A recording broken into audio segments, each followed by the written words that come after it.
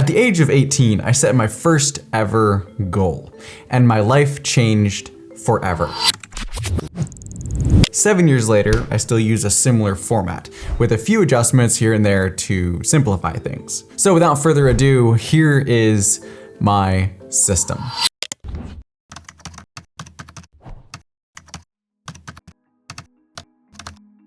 You're welcome to set any amount of time that fits you.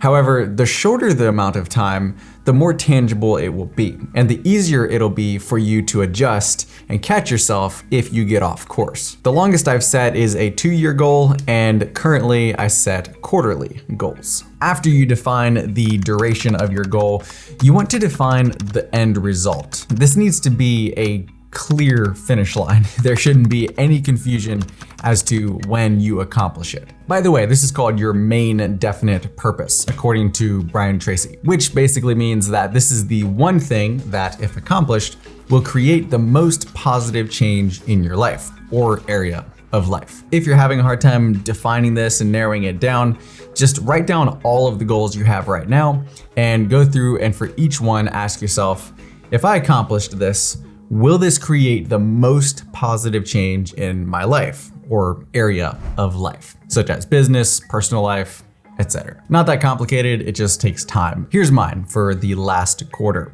Build 2 products by the end of March 2025, an ebook and a daily planner. Condensing it down into a single sentence is really important. And I also highly recommend writing it down every day to drill it into your brain and keep it in the front of your mind as to what you're focusing on for this quarter.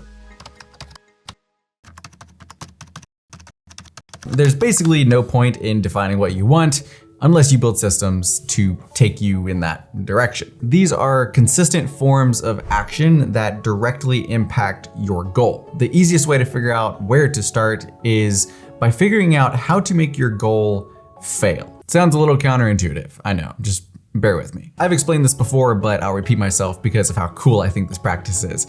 It's called the law of inversion, and it uses our universal ability to blow holes in our plans and self-sabotage, except it uses it to our benefit. So the way you do this is look at your goal and ask yourself, how could I guarantee that I would fail at this? And make a list of all of the best ways that you could annihilate the possibility of this goal. It'll come pretty naturally, don't worry, it's something we all are universally pretty good at. Then take the list and identify the top 3 most dangerous or most likely possibilities and invert them. These are now the 3 areas you need to build systems and to plan for. Here's what mine looked like. Proceed without a plan or commitment. Be undisciplined and unorganized with my time and resources. Never track my process.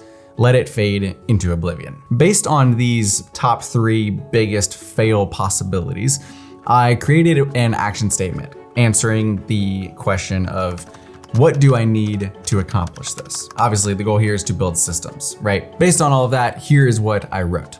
Dedicate the first hour of every day to the projects, ideally before 8 a.m. Make a habit of this, even if I don't get enough sleep. Track my progress and review each week. As you can see, it's basically just the inversion of the things that I wrote down, condensed down into kind of an action plan or a daily focus point. Now, I'm not sure what your goals are, but as much as you can, dedicate intentional daily action towards it, even if it's 15 minutes a day. I learned this while I was designing my planner, which is basically what this video is talking about, except for it's a physical system that breaks your goal down quarterly, weekly, daily, and hourly. I'd never done this before, and needless to say, it was incredibly overwhelming to start. But I dedicated the first hour of each day to this, just like my statement said, and in about a month, I was done, which genuinely surprised me. If I'd worked on this only when I had time, I'm almost positive I'd still be working on it right now. Anyway, this video isn't about goal execution, but I just wanted to mention that because it's really important that you have daily consistent action towards your goal, even if it's just a little bit. We've defined the end results, our deadline, and the daily action steps to get us there. From here, I like to remind myself why I'm doing this with 2 very important questions. How would your life change if this was accomplished? What will it cost you if you do nothing?